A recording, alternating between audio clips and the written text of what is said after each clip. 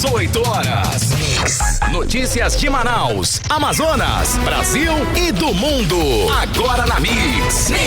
Olá, boa noite pra você em 100,7 juntos. Mais uma vez começando mais uma edição do programa 18 horas aqui no Melhor Mix do Brasil.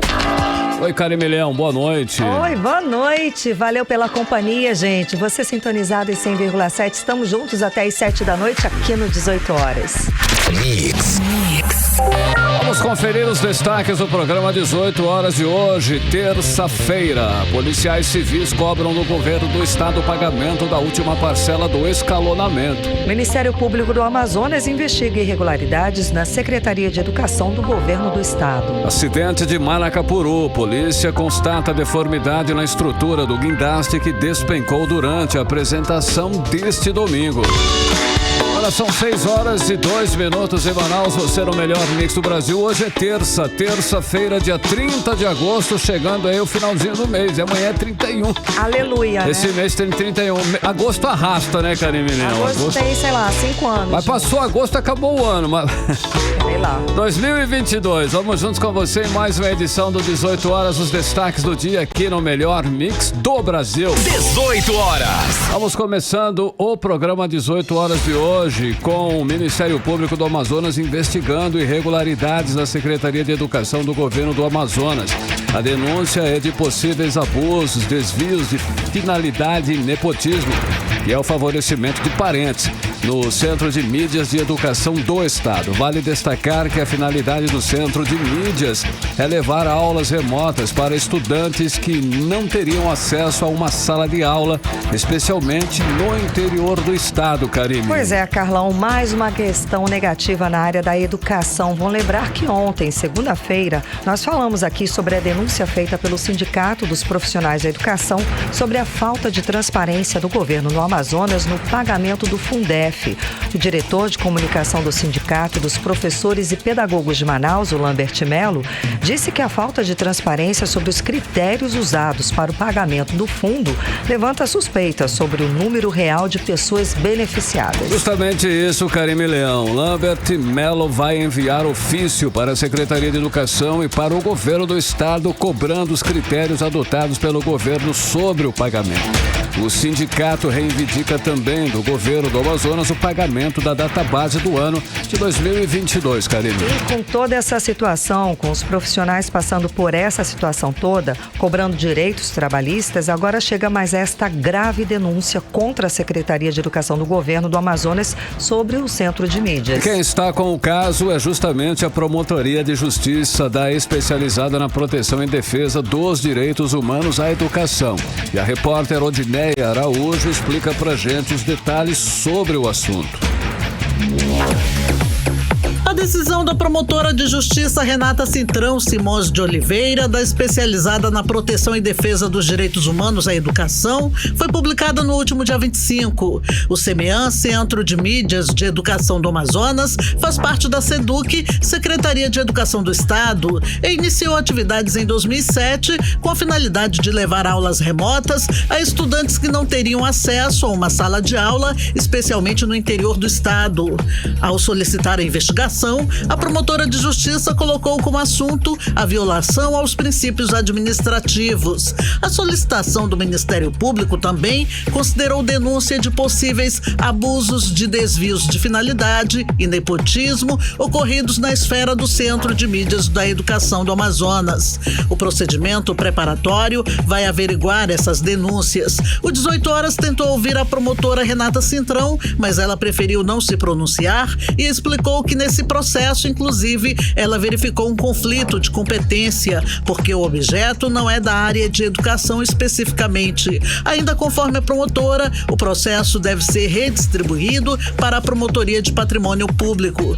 Também tentamos ouvir a Secretaria de Educação do Estado e o Governo do Amazonas sobre essa investigação, mas até o fechamento da reportagem, eles não enviaram resposta.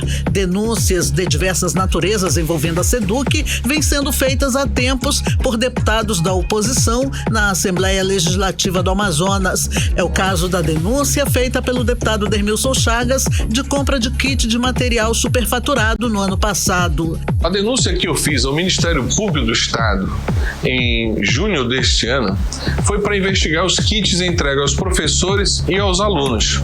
Hoje, o Ministério Público abre a investigação. O objetivo é fiscalizar o governo para cuidar bem do dinheiro público. Essa também é uma das funções primordiais para todos os deputados. Odinei Araújo para o 18 horas.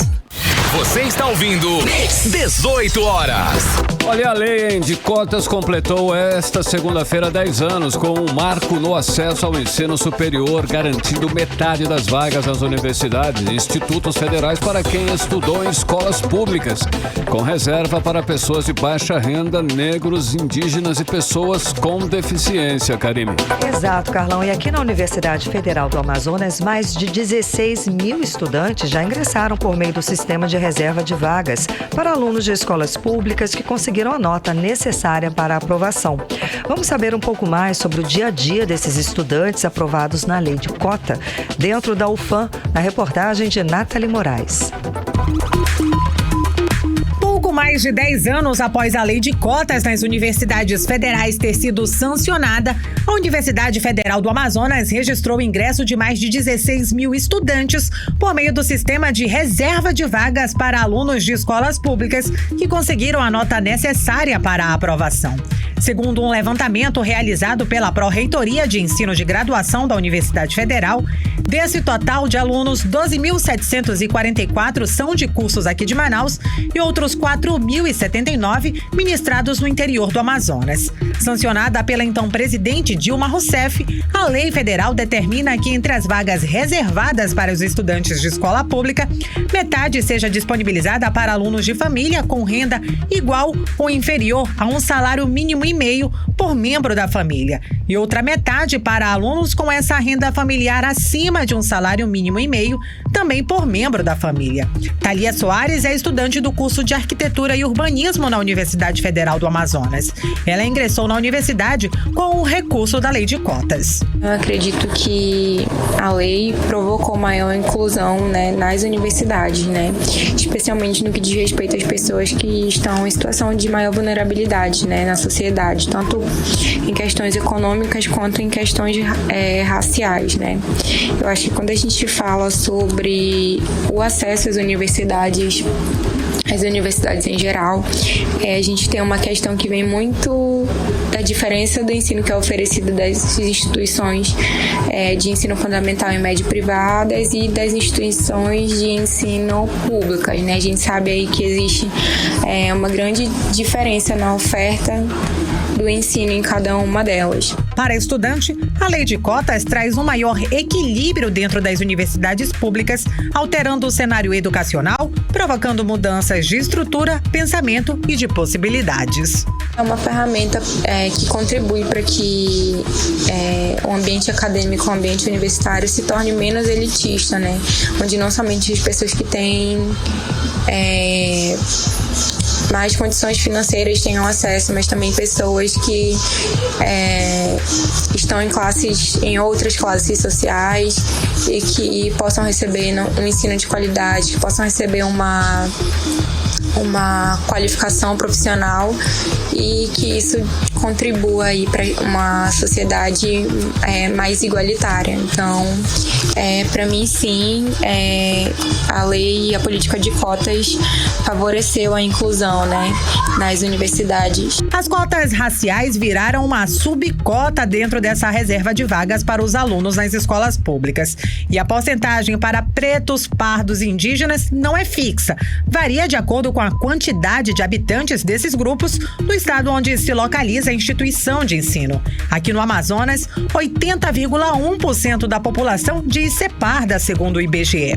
De acordo com o levantamento do Consórcio de Acompanhamento de Ações Afirmativas, formado por pesquisadores em diferentes universidades, em 2012, estudantes pretos, pardos e indígenas correspondiam a 43,7% dos universitários, com idade de 18 a 24 anos. Já no ano de 2021, essa fatia saltou em 20% para 52,4%. A proporção de cotistas no Brasil é de cerca de 57%, segundo dados do IBGE. A lei de cotas prevê que o modelo deve passar por revisão após 10 anos em vigor. Já existem propostas no Congresso para rediscutir esse modelo, mas ainda não há previsão para este debate. Nathalie Moraes para o 18 horas. Você está ouvindo 18 horas. Entrevista do dia. E seguimos falando sobre os 10 anos da Lei de Cotas. Vamos conversar com o sociólogo Luiz Antônio Nascimento, professor da Universidade Federal do Amazonas. Muito boa noite, seja bem-vindo ao 18 horas. Então, a gente viu na reportagem da Nathalie Moraes que aqui na Universidade Federal do Amazonas, pelo menos 16 mil estudantes foram beneficiados com a lei. Professor, como é que o senhor analisa esses 10 anos de lei? É um saldo positivo? Boa noite. Boa noite, boa noite, Carla e ouvintes da rádio. Não há mais nenhuma dúvida. Aquilo que há 10 anos atrás era uma impressão, uma teoria de que as políticas de afirmativas, porque políticas de cotas fazem parte de uma ideia, um conceito que a gente chama de políticas de ações afirmativas. Para o teu público ouvir, todos somos iguais, mas se você colocar o Parque Industrial de Manaus no mesmo patamar para disputar pau a pau com o Parque Industrial Paulista, a gente perde de goleada, porque São Paulo tem mais de 100 anos de industrialização, né? Então você precisa ter um modelo Zona Franca, que é para garantir que os desiguais possam competir. Então o modelo Zona Franca é uma política de cotas. É um modelo de ação afirmativa. Quando uma mulher gestante de 7 a 8 meses entra no ônibus cheio para ir para casa, todo mundo é igual, mas essa mulher tem o direito de se sentar, então alguém deverá se levantar e deixar aquela mulher sentar, porque ela, na condição de gestante, ela precisa ser protegida pela sociedade. Não quer dizer que ela seja melhor ou pior que aquela pessoa que está em pé. O mesmo vale para idoso. Então, quando a gente fala de políticas de ações afirmativas e as políticas de cota têm essa compreensão, é nesse sentido, né? Porque durante muito tempo e até ainda hoje as pessoas costumam dizer: mas todo mundo é igual. Todo mundo é igual, mas todo mundo tem diferenças. Ninguém pode admitir que um grupo social específico, que são os negros, que ficaram 350 anos escravizados, pudessem sair da condição de escravismo, da condição de escravizados e competir de igualdade de condições. Então, a política de cotas vai dizer o seguinte: nós temos 100 vagas, dessas 100, 30 vão ser destinados à população negra e a pardos, indígenas e de escola pública. Quem vai entrar nessas 30 vagas? Os alunos que passarem no processo de seleção. Okay. Né? Não dá para parar, ninguém vai passar pano, não. O aluno precisa passar no processo de seleção. Eu acho que é importante, Carlão, dizer isso, para que as pessoas não pensem que quem entra nas vagas de cota não seriam aprovados. Elas foram aprovadas. Só que o que a gente fez? A gente inverteu. Ao longo da história, as 100 vagas sempre foram reservadas para as populações predominantemente brancas, das classes médias altas, das elites. O que a gente fez foi o seguinte: olha, vocês estão ficando com muita cota, vamos repartir um pouco isso. Por isso é que veio tanta resistência, por isso que há tanta resistência até hoje. Porque, afinal de contas, a vaga que era deles agora é nossa, vamos dizer assim.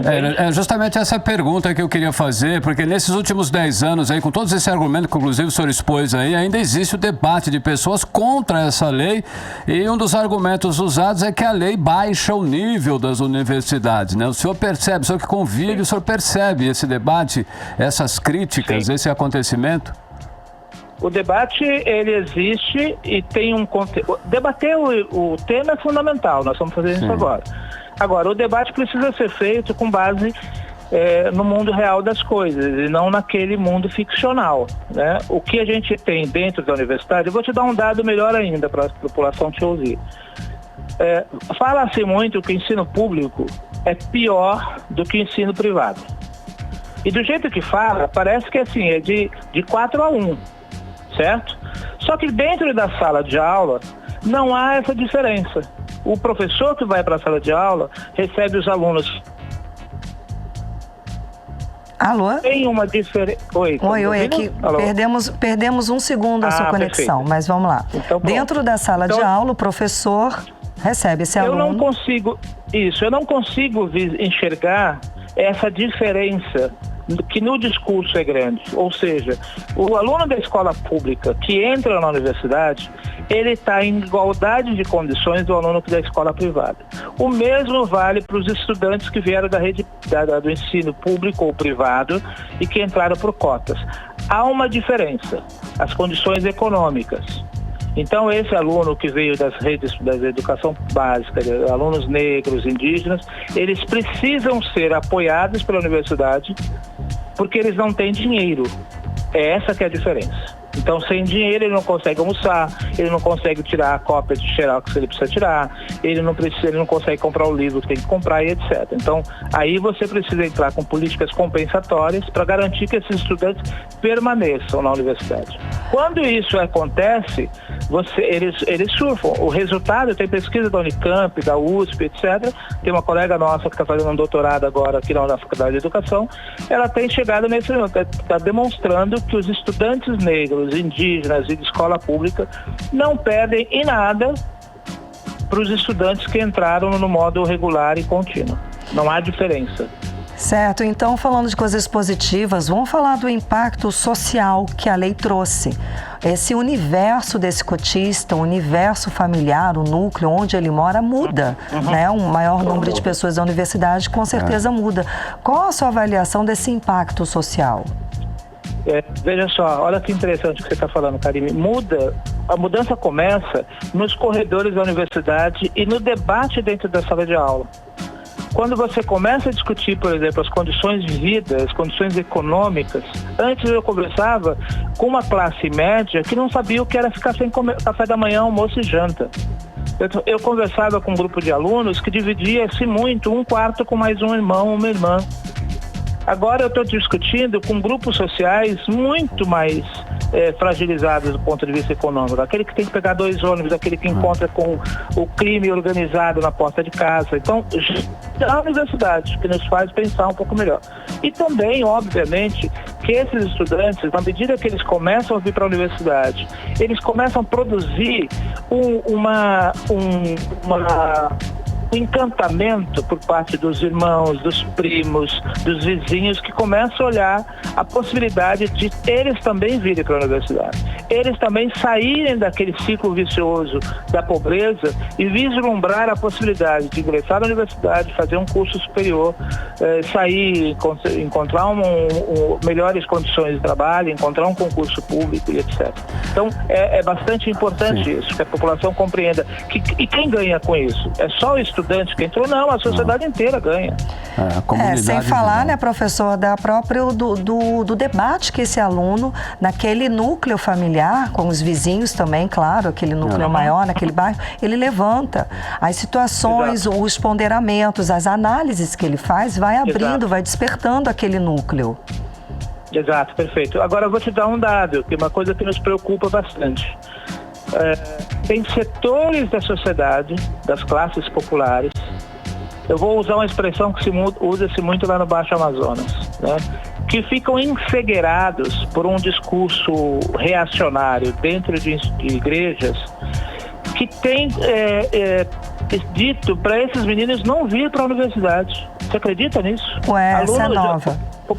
População pobre da periferia que tem uma compreensão religiosa conservadora, que acha que vir para a universidade poderá fazer mal a essas crianças, esses jovens, adolescentes, e que o melhor é que eles não venham para a universidade. Isso é do século XVI, essa mentalidade. Isso é um crime, né, professor? XVII é crime, porque você condena essas crianças, esses adolescentes, à ignorância, às trevas.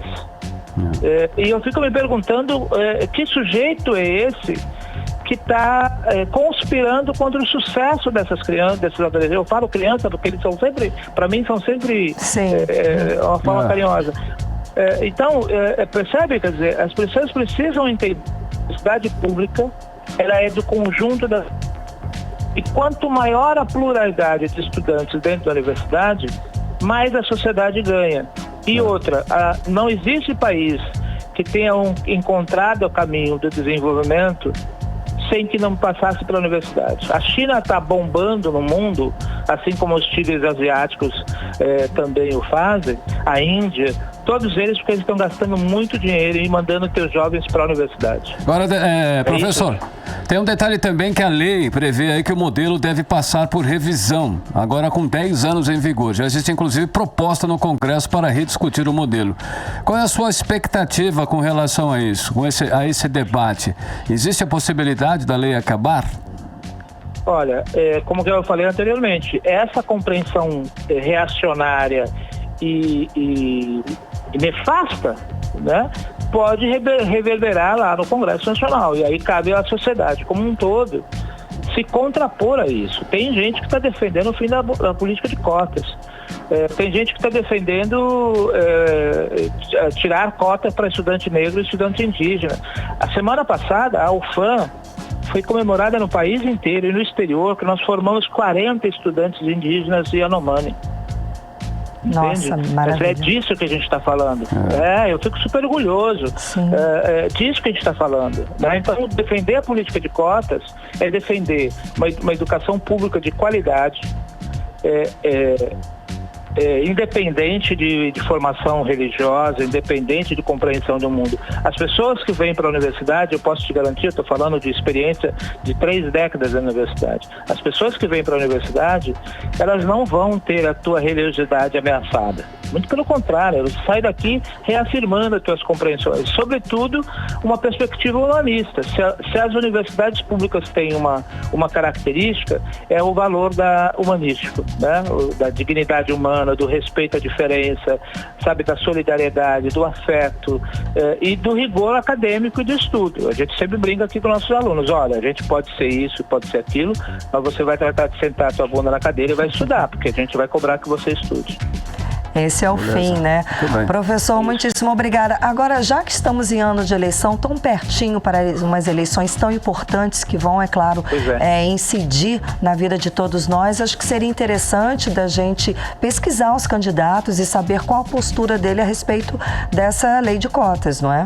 Perfeito. Você sabe que semana passada eu estive em Itacoatiara, com o pessoal da Associação Dom Jorge, que faz um trabalho maravilhoso, uma hora que vocês deveriam conhecer, posso passar o contato. Tá ótimo. E aí eu falava para eles ali, eu falei: olha, uma cidade, ela será melhor quando ela for boa para as crianças. Eu diria a mesma coisa, um país será melhor quando ele for bom para as crianças e para os teus jovens. Um jovem, o direito desse jovem é o direito à educação de qualidade. Antes da gente pensar no mundo do trabalho, porque é engraçado, as elites brasileiras falam muito que os jovens têm que trabalhar. Mas quem é o jovem que ele quer que vá trabalhar? Os jovens das classes populares, porque os jovens das elites vão para a universidade. Né? Os jovens das classes médias da elite só vão trabalhar depois do ensino superior, e não antes. Então, exigir que os parlamentares, que os candidatos aos mandatos parlamentares, deputados estaduais e federais, e as presidentes da República, senadores, óbvio, defendam essa agenda é imprescindível. Acho que a população tem que perguntar para os candidatos: escuta, você pensa em relação à política de cotas, você vai votar a favor ou contra? Né? E aí o eleitor pode já fazer um X naqueles que ele vai apoiar ou não, independente da convicção partidária. Isso é importante. Exato. Muitíssimo obrigada, professor, pela sua participação, conversando com a gente hoje aqui no programa 18 horas. Um abraço para vocês. Fiquei. Boa noite, muito obrigada. Tchau, tchau. Conversamos com o sociólogo Luiz Antônio Nascimento, professor da Universidade Federal do Amazonas. 6h25 e você no melhor mix do Brasil. 18 horas. Vamos agora para Brasília. Vamos conversar com o nosso correspondente, jornalista Carlos Eduardo Mato. Cadu, boa noite. Na visita do candidato Lula aqui em Manaus, ele deve falar que pretende pagar uma parcela adicional de R$ 150 por crianças de até 6 anos, beneficiárias aí do Auxílio Brasil, que voltaria a se chamar Bolsa Família. Cadu, esse valor vai ser somado ao piso atual de R$ 600? Ele pretende manter o piso? Como é que é isso? Explica pra gente. Boa noite, Karime. Melhore dessa garganta, viu? Tá feio, Boa né? noite, Carlão. Boa noite, ouvintes do programa 18 horas e a todos que nos assistem ao vivo pelo YouTube e pelo Instagram. Exatamente, Karime. Bolsa Família e Segurança Pública deverão ser 2 temas que farão parte do comício do ex-presidente Lula amanhã aí em Manaus. Sobre o Bolsa Família, Karime, Lula deve anunciar que, se for eleito, vai manter o valor de R$ 600, que é pago hoje pelo governo federal por meio do Auxílio Brasil. E deve anunciar também que vai pagar mais R$ 150 por criança de até 6 anos de idade. Ou seja, se a beneficiária ou beneficiário do programa tiver, por exemplo, um filho de 5 anos de idade, ele vai receber, ou ela vai receber, além dos R$ 600, mais R$ 150, aí somando R$ 750. Essa questão é polêmica, Karime, porque o governo federal não tem dinheiro para bancar o auxílio né, de R$ 600 no ano que vem. A gente sabe que o valor fixo atualmente do Auxílio Brasil é de R$ 400. O governo e o Congresso Nacional, em apoio ao presidente Bolsonaro, com a ideia de ajudar as famílias a enfrentarem os efeitos da inflação, aumentaram esse valor provisoriamente para R$ 600 até dezembro desse ano. O Ministério da Economia deve apresentar amanhã o projeto de lei orçamentária anual, a PELOA, com o valor aí de R$ 400 do auxílio.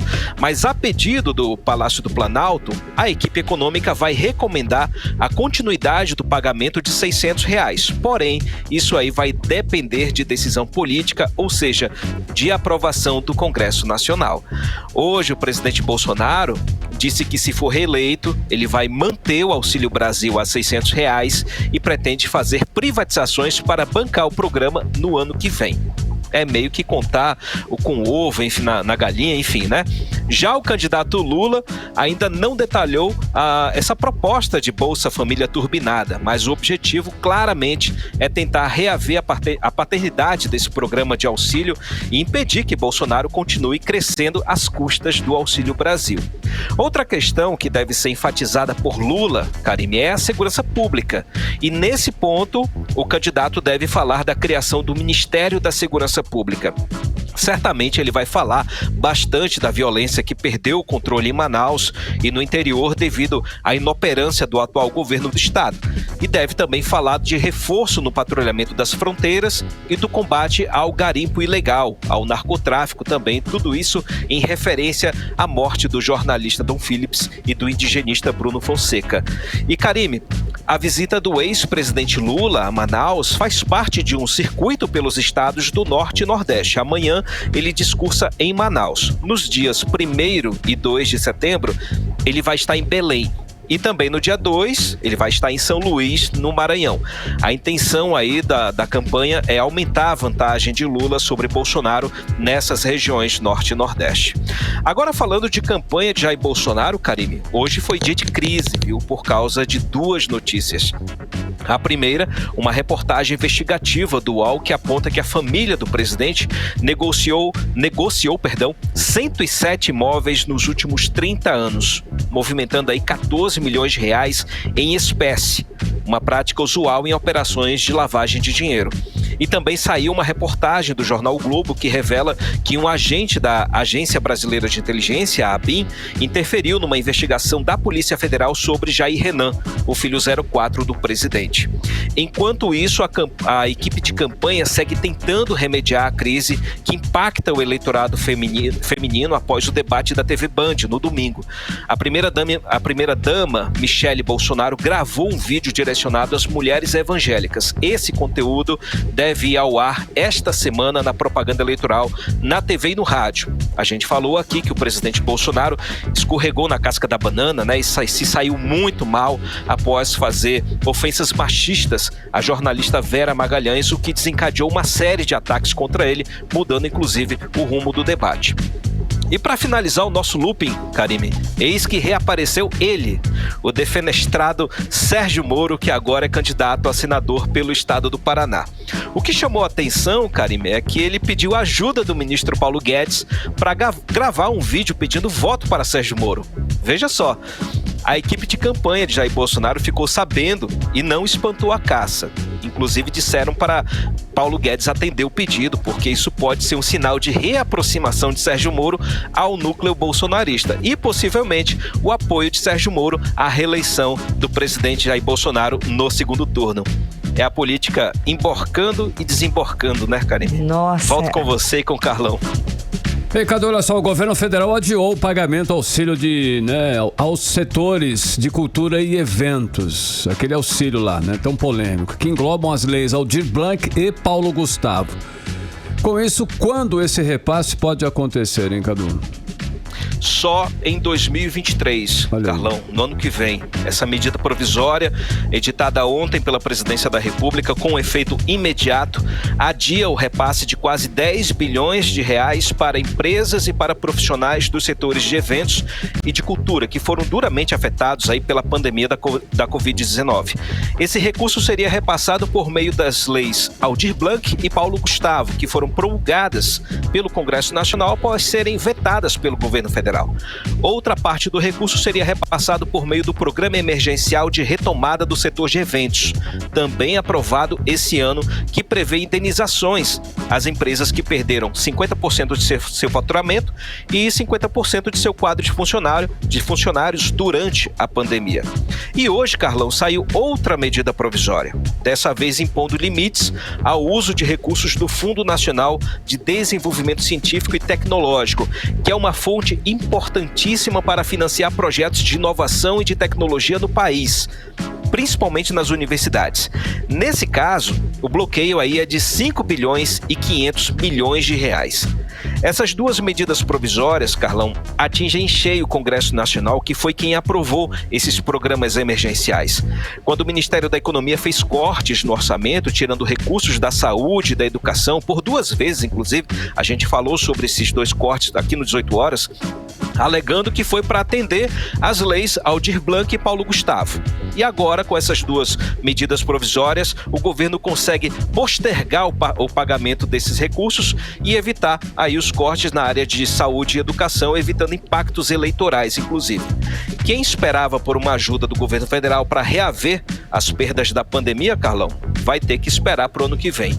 E por causa das eleições presidenciais polarizadíssimas, já não se sabe realmente se o pagamento sairá mesmo no ano que vem. Carlão e Karine. Cadu, para finalizar, tem notícia boa aí, né? Porque a Comissão de Assuntos Econômicos do Senado aprovou o piso salarial dos fisioterapeutas. Conta mais pra gente. Karime, é mais uma categoria da saúde que alcança uma importante vitória no Congresso Nacional. Depois dos profissionais da enfermagem, dos farmacêuticos, agora é a vez dos fisioterapeutas conseguirem a aprovação do piso salarial nacional. Claro que esse movimento ganha a impulsão em período eleitoral, principalmente com a ajuda daqueles parlamentares que estão em campanha pela reeleição. Os 16 senadores que participaram da reunião de hoje da Comissão de Assuntos Econômicos do Senado aprovaram por unanimidade o projeto de lei número 1731 de 2021, que estabelece pisos salariais para os fisioterapeutas e para os terapeutas ocupacionais. Para essas 2 categorias, o piso aprovado é de R$ 4.800. tentaram aí igualar o valor aos enfermeiros, né, que foi aprovado recentemente de R$ 4.750, R$50 a menos aí, mas aí a emenda foi rejeitada e ficou aí no valor nacional aí de R$ 4.800. A votação foi em caráter terminativo, ou seja, Karime, não precisa passar pelo plenário do Senado. Por isso, o projeto de lei segue direto para a Câmara dos Deputados. Então, parabéns a todos os fisioterapeutas, especialmente aí a minha esposa, Ana Paula Cruz, que é fisioterapeuta gerontóloga e que está aqui em Brasília exercendo a função com muito orgulho. Depois dessa, eu acho que melhora para mim, viu? Espacinho aí. Tá ótimo, então. Cadu, gente, um abraço para vocês, volto com vocês. Obrigada pelas informações, boa noite, bom trabalho. Valeu, gente. Boa noite. Tchau, tchau. 6h35 e você no melhor Mix do Brasil. 18 horas. Policiais civis esperam que a Justiça do Amazonas se sensibilize e obrigue o governo do estado a pagar a última parcela do escalonamento, Karime. Pois é, e mesmo com um pagamento de direitos trabalhistas sonegado pelo governo, a categoria garante o funcionamento das delegacias e o atendimento da população. E quem traz os detalhes pra gente é a repórter Odineia Araújo. A luta dos policiais civis do Amazonas por direitos trabalhistas que o governo do estado não paga se arrasta desde o dia 25 de maio. Eles cobram do governo o cumprimento da Lei 4576/2018, que garante a adequação salarial dos escrivães e investigadores em 5 parcelas. Uma foi paga imediatamente ainda em 2018. Sobraram 4 parcelas para os anos de 2019, 2020, 2021 e agora 2022. Após várias manifestações, ameaças de paralisação e ação na justiça, os policiais civis conseguiram receber 3 parcelas no atual governo. Mas a última parcela, o governo se recusa a pagar, mesmo sendo garantida por lei e mesmo com a atual gestão, tendo registrado as maiores arrecadações de toda a história do Amazonas, como relata o presidente em exercício do Simpol, Sindicato dos Policiais Civis do Amazonas, Renato Bessa. As negociações com o governo em relação às demandas da Polícia Civil estão totalmente paradas, né? O escalonamento, infelizmente, ainda não foi pago, né? Promoções também não foram realizadas até o momento. De acordo com Renato Bessa, sem esperança de negociação com o governo do Amazonas, os policiais civis agora esperam que a justiça se sensibilize e obrigue o governo a pagar o que deve aos policiais civis. Nossa esperança é a justiça amazonense, né? Ambas as causas já estão ajuizadas, esperando uma decisão favorável aos trabalhadores, mas infelizmente por parte do governo não há o interesse em resolver essa situação, que já lutamos há muito tempo, né? Muito antes de iniciar a campanha, que a gente corre atrás na verdade, para ser pelo menos recebido pelo governador, né? Nem isso ele fez, né? Não teve a humildade nem de nos receber e quem sabe até explicar porque não estaria dando, né, essa última parcela do escalonamento, explicar aos policiais civis porque não os promoveram. Ainda segundo o Simpol, em se tratando de polícia civil, o descaso do governo vai além do pagamento de direitos trabalhistas. Até mesmo as delegacias estão abandonadas, segundo o presidente da entidade. O atendimento nas delegacias continua precário devido à ausência de policiais, né? Na verdade, estamos aí ansiosos que esse concurso seja logo definido e que novos policiais possam vir trabalhar, né, na Polícia Civil para desafogar os que já estão. E as delegacias hoje trabalham com o seu mínimo, né? Infelizmente, essa é a nossa situação. Odineia Araújo para o 18 horas. Você está ouvindo 18 horas. Muito bem, boa noite para você em 100,7, 6 horas 39 minutos. Você no melhor Mix do Brasil, 18 horas no ar. Daqui a pouquinho, acidente de Manacapuru. Polícia constata deformidade na estrutura do guindaste que despencou durante a apresentação deste domingo. Detalhes você confere em instantes. 18 horas. Agora nós vamos conferir a previsão do tempo. Tempo e temperatura para esta noite de terça-feira e madrugada aí de quarta-feira. Tempo e temperatura, Karine Leão. Previsão do tempo. Segundo informações do Climatempo, não há previsão de chuva para essa noite e madrugada. A mínima prevista é de 25 graus, a máxima não deve passar dos 34 graus. A umidade relativa do ar fica entre 36% e 99%.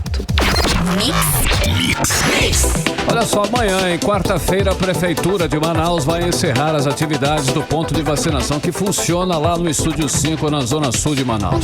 No ponto são oferecidas as vacinas contra a Covid-19 e também a influenza, Karine. Pois é, e o ponto, o posto de vacinação só vai funcionar até amanhã, das 8 da manhã até as 4 da tarde.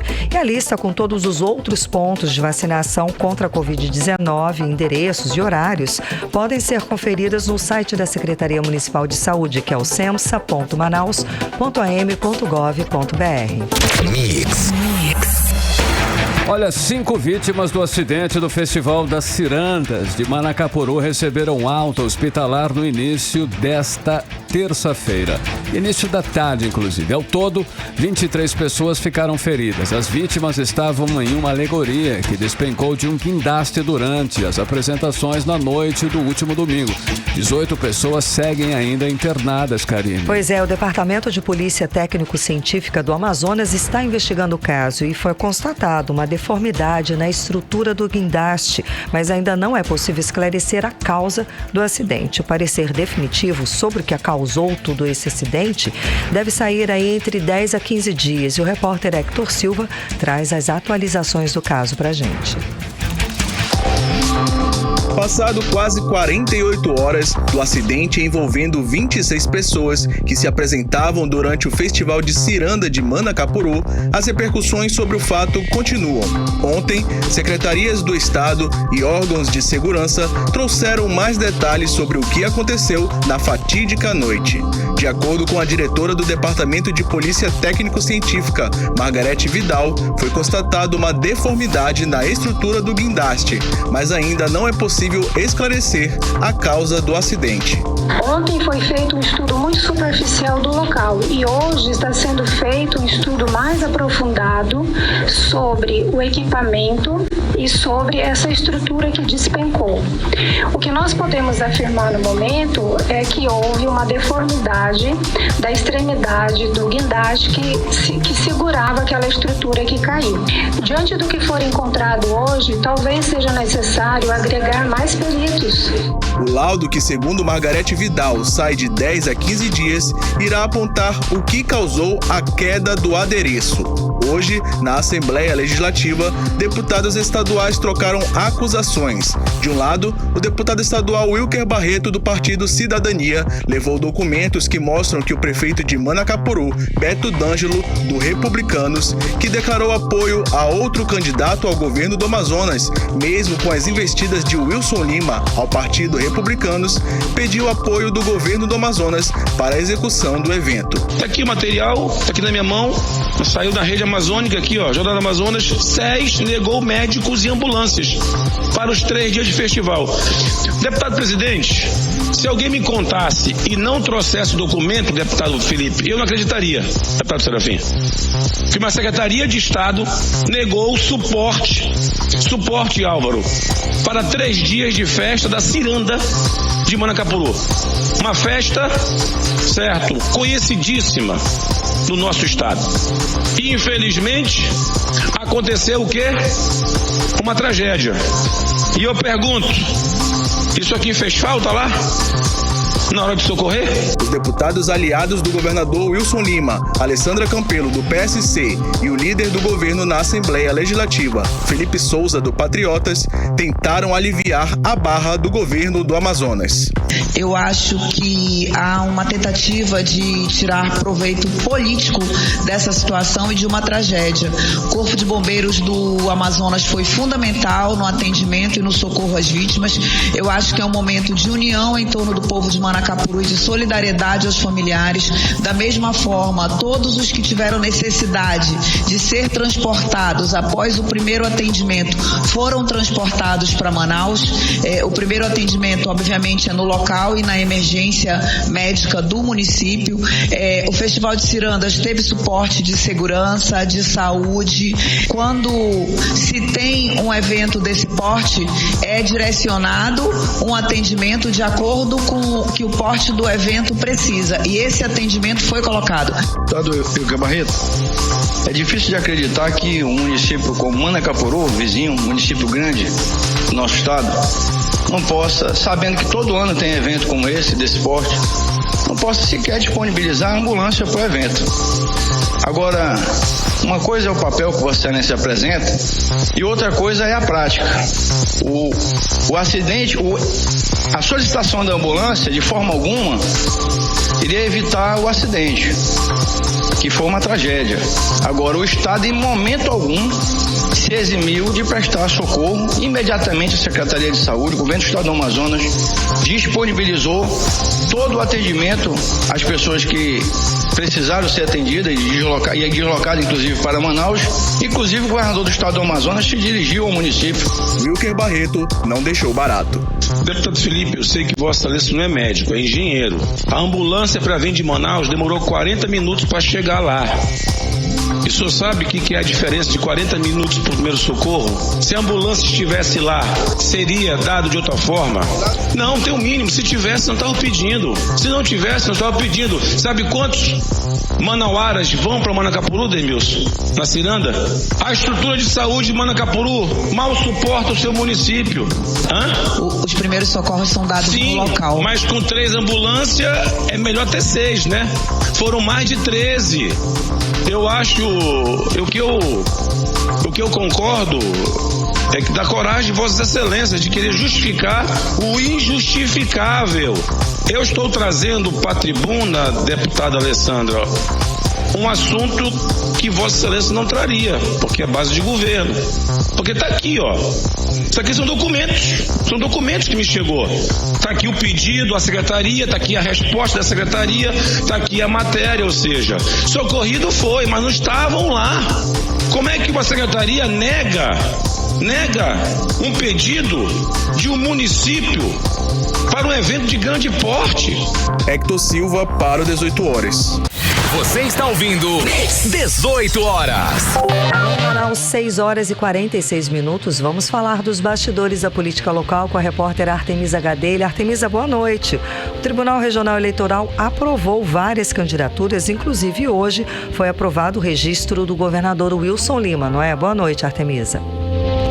Exatamente, Karime. Foi aprovada a candidatura dele e após a aprovação começaram os questionamentos na internet. E réu pode ser candidato? Boa noite, Karime. Boa noite, Carlão. Boa noite a todos que acompanham o programa 18 horas. Bom, pode sim. E entre as dúvidas, como que alguém investigado pela Operação Sangria, que teve a Polícia Federal na porta de casa, no caso, na porta da casa, né, do governador Wilson Lima, do União Brasil, na sede do governo, como pode ter a candidatura aprovada à reeleição para o governo do estado do Amazonas? Como que alguém acusado pelo Ministério Público Federal por indícios de compra superfaturada, né, de ventiladores pulmonares numa loja de vinhos, por embaraço das investigações, por chefiar uma organização criminosa, pode ser candidato? Esses foram alguns dos questionamentos, Karime, Carlão e ouvintes. E agora, a gente não pode esquecer, no dia 20 de setembro fará um ano, né, que o governador Wilson Lima é réu no Superior Tribunal de Justiça. O fato é que o registro de candidatura à reeleição do governador Wilson Lima foi aceito pelo Tribunal Regional Eleitoral, né, do Amazonas, e o relator foi o desembargador eleitoral Vitor André Liuzzi Gomes. Eu conversei com o articulista político Braia Douzani sobre este assunto. Inclusive, ele fez uma comparação desse caso com o candidato à presidência da República, Luiz Inácio Lula da Silva. Vamos acompanhar. Por um lado, lado, nós temos o ex-presidente Lula, que todo mundo sabe foi condenado em 3 instâncias da justiça, e ele está em rede nacional dizendo que foi inocentado, o que não é verdade. As condenações dele foram anuladas, e isso é completamente diferente de dizer que ele foi inocentado. Por outro lado, nós temos aqui um governador em reeleição que é réu no Superior Tribunal de Justiça. E como que se explica isso, né? O nosso direito brasileiro entende que existe uma coisa chamada princípio da presunção da inocência. Todo mundo é inocente até que se prove o contrário. Entretanto, a demora da justiça em julgar o governador Wilson Lima impõe à sociedade a incerteza dele ser culpado ou inocente. 18 horas. Ouvimos então o articulista político Brian Douzani, mas por que isso ocorre? Por que é permitido, se a legislação inclusive exige a necessária moralidade? É uma exigência. E a lei da ficha limpa? Onde entra? Como fica? Eu conversei com o promotor de justiça, Wesley Machado, sobre o assunto. Ele é membro do Comitê Amazonas de Combate à Corrupção. Vamos ouvi-lo. É verdade que o artigo 14, parágrafo 9º da Constituição Federal prevê que alguém, para participar das eleições, precisa ter a necessária moralidade para o exercício de cargo eletivo. E por causa dessa exigência de moralidade para que alguém exerça mandato eletivo considerado a vida pregressa, tivemos no ano de 2010 a edição da Lei da Ficha Limpa. Pela Lei da Ficha Limpa, quem tem condenação criminal proferida por órgão colegiado ou transitada em julgado por alguns dos crimes lá previstos, não pode participar das eleições. Destaque-se que o fato de alguém figurar como réu em processo penal não o impede de exercer o seu direito à elegibilidade. 18 horas. Ouvimos então o promotor de justiça Wesley Machado. Bom, ser réu não impede, então, por incrível que pareça, não impede ser candidato, ter o registro de candidatura aprovado, então, pelo TRE. Porque, no caso, a pessoa ainda não foi julgada. Aí temos, o governador, um candidato que não é culpado, mas também não podemos dizer que é inocente, porque precisa ainda ir ao tribunal. Bom, Wilson Lima é o terceiro a ter o pedido de registro deferido, ou seja, aprovado. A primeira foi Carol Braz, do PDT, e o segundo, Ricardo Nicolau, do Solidariedade. Temos também aí os vices aprovados, Cristiane Balieiro, PSD, ela que é da coligação Nós o Povo, e também Tadeu de Souza, o vice de Wilson Lima, do Partido Avante. No Senado temos Bessa, do Solidariedade, Luiz Castro, do PDT, e o pastor Peter Miranda, do Agir. Deputados federais são 167 que pedem aí o registro de candidatura, 65 já foram aprovadas, tem um deferimento. Deputados estaduais, 437 no total, 215 aprovadas, 4 indeferimentos com recurso, ou seja, não aprovações, mas esses candidatos já entraram com recurso, e uma renúncia. Karime Carlão. Artemis, olha só, vamos falar aí da agenda dos candidatos, os principais, candidatos ao governo do estado do Amazonas. E nós vamos começar por Wilson Lima, que é o atual governador e candidato à reeleição. Ele cumpriu a agenda com o ministro da Infraestrutura, o Marcelo Sampaio. Eles conversaram sobre as BRs, a tão polêmica 319 e a BR-174, não é isso, Artemis? Isso mesmo, Carlão. A reunião foi para tratar, como você disse, da recuperação de parte da BR-319 e ainda da BR-174. A 319, que se arrasta aí por décadas por causa das aprovações ambientais, e a BR-174, que está numa situação nunca vista antes. Inclusive, a BR-174 foi entregue asfaltada na década de 90 e era um tapete, viu, em termos de trafegabilidade. cidade. O governador disse nas redes sociais que o Amazonas sofre aí com isolamento rodoviário e que ele está comprometido em mudar essa situação. Mas nós sabemos, né, que o governador está tentando resolver tudo agora, em ano eleitoral, de última hora. Nós não vimos a situação, inclusive, sendo resolvida a tempo da M010, que ficou intrafegável. E isso só foi resolvido agora, recentemente, né? E parte somente da M010. Os deputados, inclusive, Dermilson Chagas, do Republicanos, e o Iker Barreto, do Cidadania, fizeram várias denúncias aqui da M010. Bom, a Amazonino Mendes, da Federação PSDB e Cidadania, postou nas redes sociais hoje um almoço que ele teve, né, na casa dele. E segundo ele, abre aspas, com os meus candidatos, fecha aspas. São eles Amon Mandel, do Cidadania, candidato a deputado federal, e também Mônica Mendes, que é sobrinha de amazonino.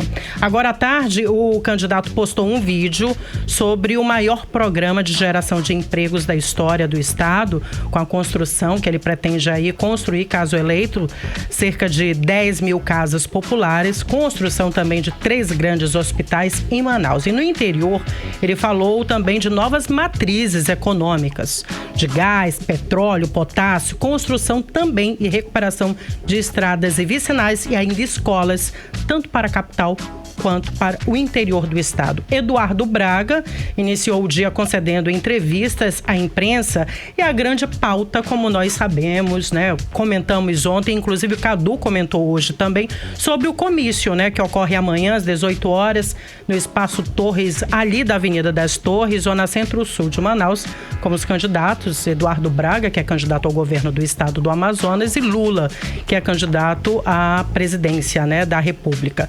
Os últimos detalhes estão sendo fechados, a organização do local, a agenda que ambos terão juntos, né, com lideranças políticas. E complementando o Cadu, estão em pauta também, inclusive, assuntos prioritários, viu? A Zona Franca de Manaus, mediante a proteção, né, do modelo econômico, que foi bastante atacado, inclusive, no governo Bolsonaro.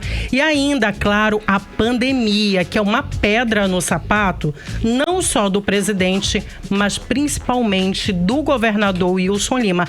Aliás, Karime, Carlão e ouvintes, não é uma pedra, mas uma pedreira. Teremos uma quarta-feira bem agitada. Karime, Carlão.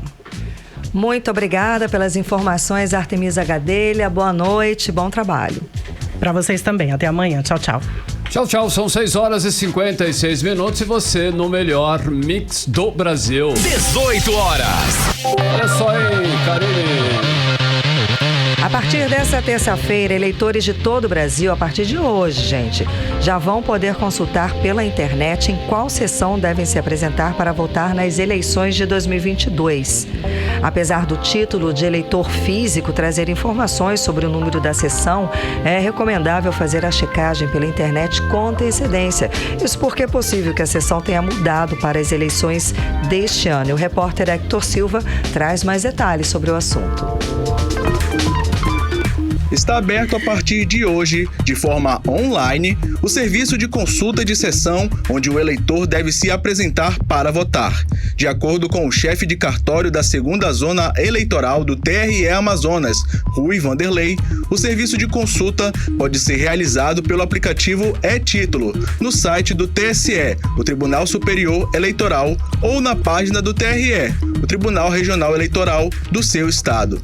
Para fazer a consulta, é preciso informar o número do CPF ou do título de eleitor e alguns outros dados pessoais. O eleitor ele pode pesquisar o seu local de votação através da internet, o site do TSE, www.tse.jus.br, tendo o nome ou o número do título dele ou o CPF. Além disso, é necessário que ele informe a data de nascimento e o nome da mãe, ok? Aí ele consulta e obtém essa resposta instantaneamente. Além disso, o eleitor ele poderá baixar também um aplicativo e-Título, que está disponível na Google Play e na Apple Store. E no aplicativo e-Título, além de informar qual é o local, ele tem um mapinha, que, entendeu? Tipo como se fosse um endereço, direcionamento para onde que está. Isso é muito útil, principalmente para quem está com voto em trânsito. O importante é destacar que em ambas as opções é que essa consulta ela seja feita o download do aplicativo no dia anterior à eleição. As informações liberadas hoje sobre as sessões eleitorais estão atualizadas e incluem as solicitações de voto em trânsito, quando, por pedido do eleitor, ele fica temporariamente habilitado para votar fora do seu domicílio eleitoral original. O prazo para solicitar o voto em trânsito se encerrou no dia 18 de agosto. Hector Silva para o 18 Horas. Você está ouvindo 18 Horas. 6 horas e 59 minutos. Seguimos direto para o Editorial 18 Horas. Editorial 18 Horas. Por sorte, graças a Deus, ninguém morreu no acidente com a alegoria da ciranda flormatizada no último domingo em Manacapuru. O acidente deve servir de divisor de águas para eventos culturais do Amazonas. É preciso o máximo de cuidado com a vida das pessoas que participam e engrandecem as festas. No caso específico, é preciso identificar os erros, suas causas e responsáveis, para que as festas populares cresçam e deem os frutos culturais e econômicos desejados. Só assim será possível evitar que outros acidentes coloquem em perigo a vida de pessoas. E é óbvio dizer, em primeiro lugar deve estar a vida e a segurança dos que participam e fazem as festas e, é claro, do público que assiste aos eventos. 18 Horas. Hora 7 em ponto, Karime finalizando mais uma edição do 18 Horas. Boa noite. Boa noite, um beijo, até amanhã. Até amanhã, continue bem, continue em 100,7. Você ouviu 18 Horas. As notícias do Brasil e do mundo. De volta amanhã.